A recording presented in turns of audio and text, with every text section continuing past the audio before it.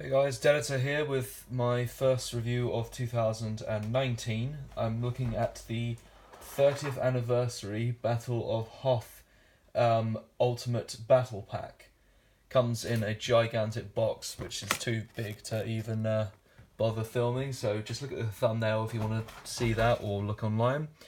But what you get essentially is 3 snowtroopers, a rebel officer, rebel soldier, Luke Skywalker in pilot uniform, Han Solo in his Hoth gear, a AT-ST driver, the AT-ST itself, and a big turret from the Battle of Hoth. So let's start off with what I would assume is the worst figure in the entire set, arguably, which is Luke. And the reason for this is, I say the worst. The issue is he has got this horrible old style of, the articulation. So he's got a ball-jointed head, which is fine, but then he's got swivel arms, so that's a problem. Swivel wrists, so that's nice they include those. Swivel legs, and then that's it. So it's very basically articulated, and you may be noticing he's holding Obi-Wan's lightsaber. Well, that's not a mistake that I've lost the lightsaber or something. He genuinely came with that lightsaber, so great. He has the wrong lightsaber. He has a removable helmet, which is quite hard to take off, and it's quite squished actually. The helmet's quite squished.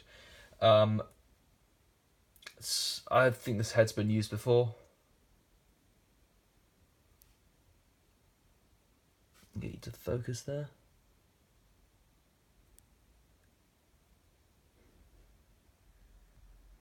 Oh, almost.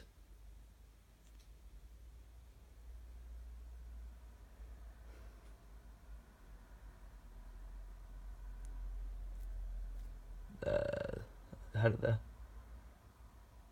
It's not terrible likeness, but it's not the best.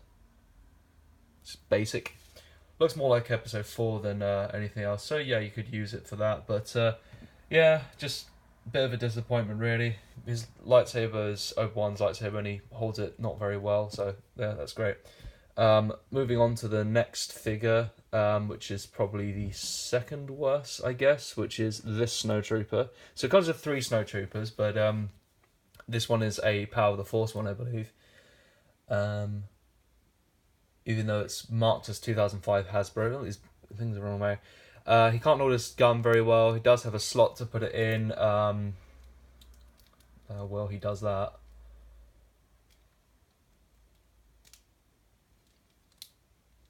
Very badly.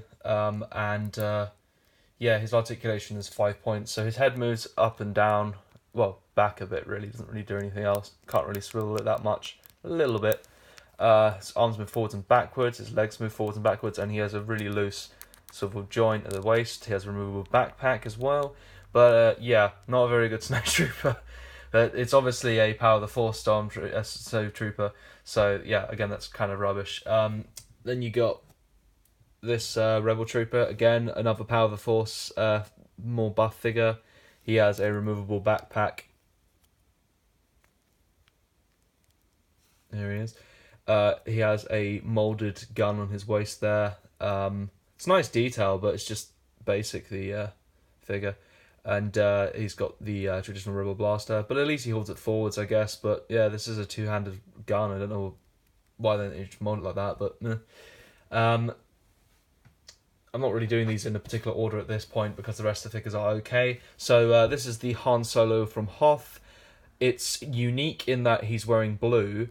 I don't know what it is with this obsession with getting certain things wrong, like colours, but Han was wearing a black sort of colour in the film. If you want to see a decent Han Solo, that's the best one, in my opinion. That's got the right colour.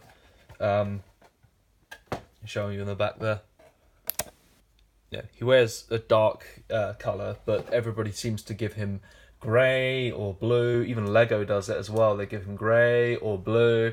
But yeah, it's never the brown black. And it's just one of those disappointing things that they just do. But I guess he's unique to the set because of that. But yeah, he's got his gun there, working holster, and a pair of, I think they're called electro binoculars, aren't they?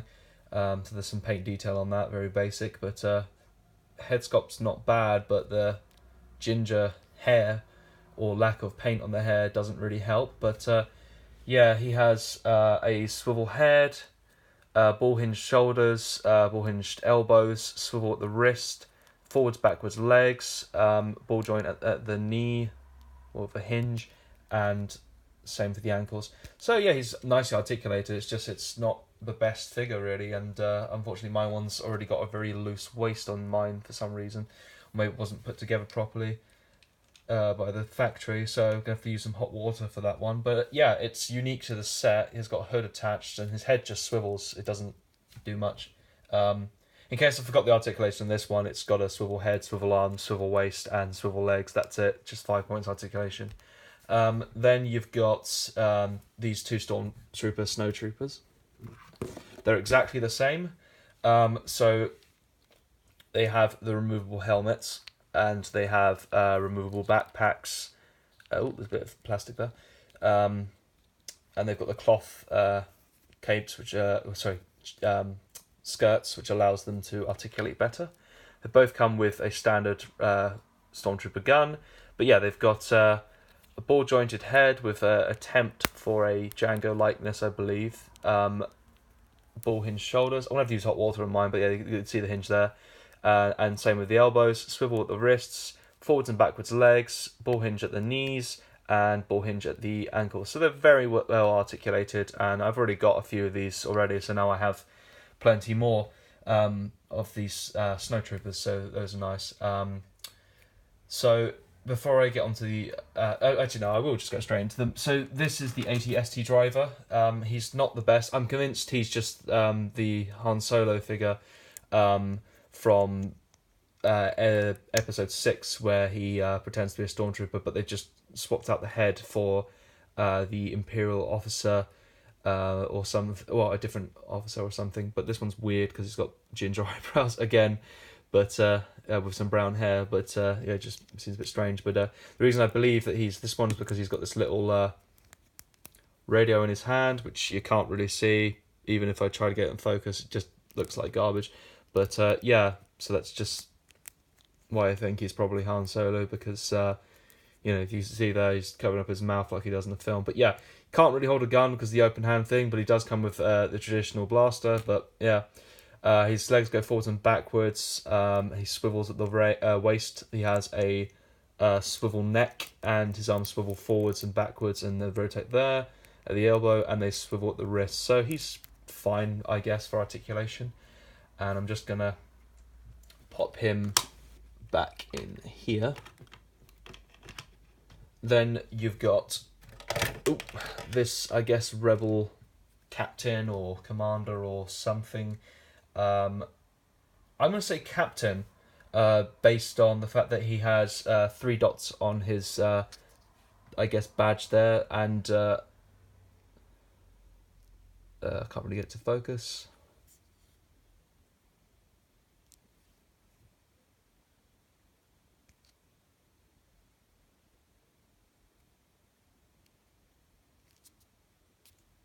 I don't know why it had such an issue focusing. There you go. There's a moustache. But yeah, he's got 3 dots on up there, and I think generals have 5 or 4. I don't remember. But yeah, he's got a ball hinged head, swivel arms that move forwards and backwards, swivel at the elbow, swivel at the wrists, forwards and backwards legs, and swivel at the waist. So basic articulation, but he serves his purpose, and he comes with a standard rebel blaster, I guess. I'm just gonna again put him back in here. So now on to the main event, which would be the AT-ST Walker and this big cannon. If I just find the box, let's see what it says. So this is just a laser turret, is what it says. Yeah, and obviously the AT-ST. So this turret is hollow, as you can see. It has a door, so I guess you could hide your troops inside there if you wanted to. Has a space for 1 figure, and you can close the lid there. And it has a projectile, so you have the button there. You just press that, and it fires a solid red missile. So yeah, that's basically that entire thing in a nutshell. It just, looks the part. I guess you could have this as a base if you really wanted to, but it's it's huge and clunky, but it's kind of nice as well. Oh yeah, so this also rotates as well. So the whole top part does rotate, but it's two pieces, so it doesn't do it too well. So let's move you over here. Now this is the reason I got the set, other than the amount of figures it comes with, is the ATST. Now this is a very clean ATST because of its, I guess, being snowbound or whatever. Now the ATST stands on its own, so you're not going to have any issue falling around. It's got a turret up here, which I don't really like because I don't think they had those, so I'm going to take that off. But yeah, it's just plugs in. It's got the side turrets and the forward turret or gun or whatever. Space for, unfortunately, only one driver. So if you look at the inside, there's the manhole, which opens and closes, but obviously cleverly they've included a bit that opens up there. It's got some stickers inside already applied, so you don't have to worry about that. Like I said, seating for one person, although canonically it has seating for two. I don't think you'd be able to squeeze two people in there, unless they were both standing with the roof up, or maybe one sitting. But again, I don't really think that's going to work too well. You can have one person sitting and then one person standing out of there, I suppose. But I suppose we could test the driver. There's the driver. There he is, just shoved in there. And there's little windows at the side there. I don't know if those actually have those, but yeah. Unfortunately, these panels don't open. They're just stickers, I think. Or printing. Is it printing? Yeah, that's printing, I think. Yep. So it's got printed panels. That's nice. I was worried there were stickers. I could care less about stickers on the interior, but the exterior, that's the main thing. You don't want those to get damaged or whatever, because these are supposed to be slightly open, but never mind. So this does rotate up here. Obviously the guns move. And on the back here, there's a very clever, and this is based off the, I don't think they've ever changed the design for the, as far as I know, for the ATST, but the little trick here, unless this is newer, developed a little bit, but I think it's the same, is that on the back there's this big button and this lever, or switch or whatever. So what you do is, this is just in standing mode, but what you can do is take this lever, move it across, and that lifts that up, and the legs go like this, and that way you can have your ATST really badly walk across the screen. But it's kind of clever. It's just the way it works or whatever. So if you want to get it to stop, you just move that halfway down, slide that all the way across, and minimalist effort, I suppose. But I really like the ATST. I think the ATST is iconic, and if you can't afford a AT-AT because they're twice as expensive as they used to be, because obviously they're rare now, then AT-ST is just as good, I suppose. Obviously we're in Hoth in the background, not in the foreground, but and I don't think this turret's going to have much chance against the ATST, because it's just a single fire there. But so you can see why the Empire won. This is a good set. Obviously you got all your figures. I'm just going to chuck them in the background there, because I cannot be bothered to get them to all re-stand up. But you get this set for the amount you get, I suppose. I got this for just under £100. I'm not sure what that is in US dollars, but you can always use Google for that. But it's pretty good bang for your buck, considering this is an older set now. I don't know if it came out in 2007 or whatever, but 2007, I believe, was the 30th anniversary. Sorry, it is the 30th anniversary, of course it is, 1977. to 2007. But yeah, it's a nice set. Comes with good play features or display features. Really good to have a clean looking ATST. I say clean because or snowbound because it's just grey, white, or whatever, as opposed to having dirt on it or whatever. Which I never really understood about these Stormtrooper figures. They've all got dirt on them, but well, snowtroopers. I'm not sure what that's supposed to represent, but whatever. But yeah, thanks for watching, guys. Hope this is informative. Yeah, so I'll see you in the next video review. Thanks for watching.